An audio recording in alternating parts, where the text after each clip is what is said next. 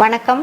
Tamil food கார்னர்ல பீர்க்கங்காய் பொரியல் பண்ண போறோம். பீர்க்கங்காயை ஆவியில வேக வச்சு ஸ்பெஷலா ஒரு பொடி சேர்த்து பண்ணிருக்கிறதுனால வித்தியாசமான சுவையில ரொம்ப நல்லா இருக்கும்.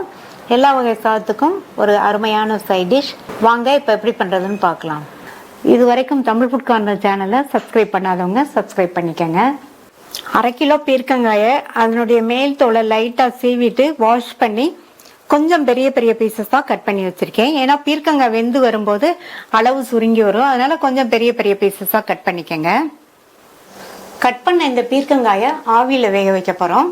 ஒரு இட்லி பாத்திரத்துல தண்ணி விட்டு நல்லா கொதிச்சிட்டு இருக்கு. அதுல ஸ்டீமரை வச்சுட்டு கட் பண்ணி வச்ச பீர்க்கங்காயை இதுல சேர்த்துக்கலாம். நான் ஸ்டீமர்ல வச்சு வேக வைக்கிறேன். இதுக்கு பதில் இட்லி தட்டுலையும் வச்சு நீங்க வேக வச்சுக்கலாம்.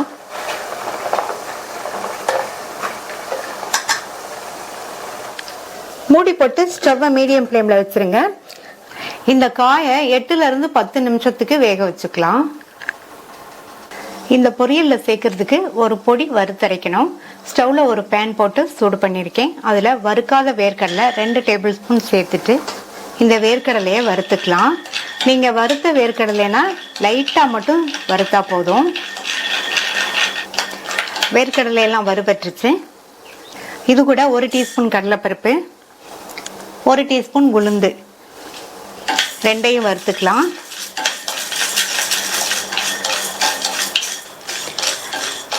கடலைப்பருப்பு உளுந்து ரெண்டுமே ஓரளவு வறுபட்டிருக்கு. இது கூட 2 காஞ்ச மிளகாவையும் சேர்த்து வறுத்துக்கங்க.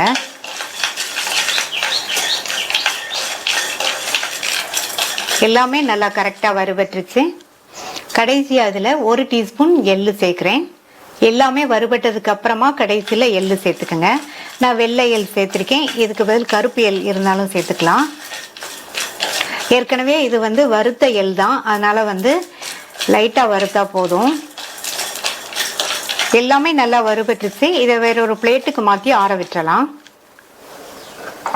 8 நிமிஷம் ஆச்சு.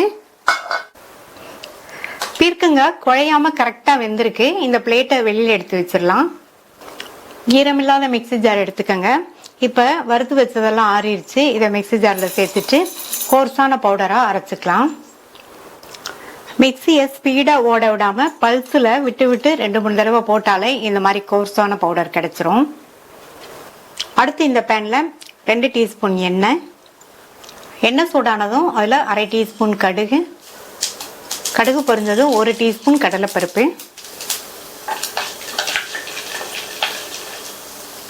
அடுத்து கறிவேப்பிலை, 2 காஞ்ச மிளகாய் முழுசாவே சேர்த்துக்கலாம். கூடவே 1/4 டீஸ்பூன் சீரகம்,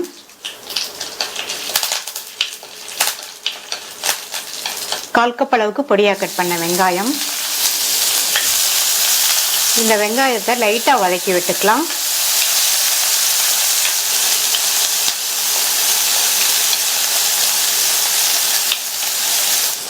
வெங்காயம் லைட்டா வதங்கிருச்சு. இதுல 1/4 டீஸ்பூன்ல பாதி பெருங்காய பவுடர், அதே அளவுக்கு மஞ்சள் தூள்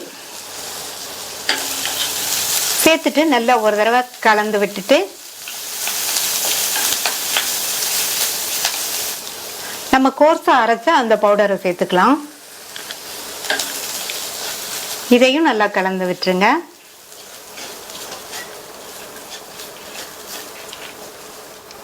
இது கூட நம்ம ஆவியில வேக வச்ச பீர்க்கங்காயை சேர்த்துக்கலாம்.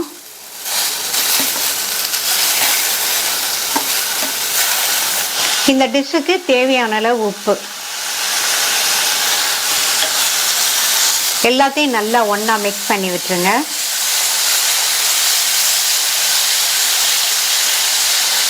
இந்த மாதிரி ஒரு தடவை பீர்க்கங்காய் பொரியல் செஞ்சு பாருங்க. பீர்க்கங்காய் சேர்த்துட்டு நல்லா இந்த மாதிரி மெதுவா கிளறி கொடுங்க. மிக்ஸ் பண்ணி விட்டுட்டு அடுத்து இதுல 2 டேபிள் ஸ்பூன் தேங்காய் துருவல் சேர்க்கிறேன். மறுபடியும் ஒரு தடவை நல்லா கலந்து விட்டுறலாம்.